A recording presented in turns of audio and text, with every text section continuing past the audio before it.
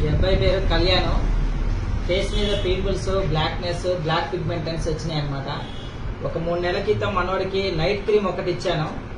ఈ night cream ఒకటి వాడడం వల్లనే మనోడికి చాలా వరకు గ్లో వచ్చింది. 80% తగ్గింది అనమాట. ఆ బ్లాక్నెస్ కూడా మొత్తం తగ్గింది. ఇది నైట్ క్రీము.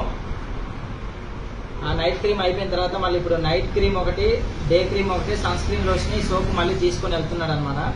ఎలా ఉందిరా ఇప్పుడు? ఎంత తగ్గింది? 100%.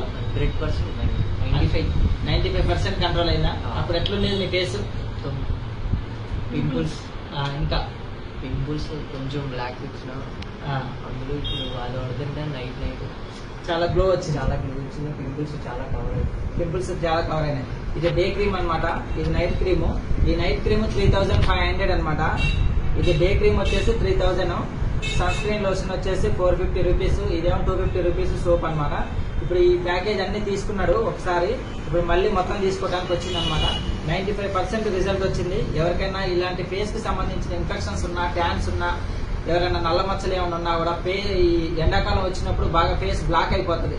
కలర్ ఇంప్రూవ్మెంట్ మాత్రం 100% ఉంటుంది. ఎవరికైనా కావాల్సిన వాళ్ళు చెప్పండి. ఓకేనా?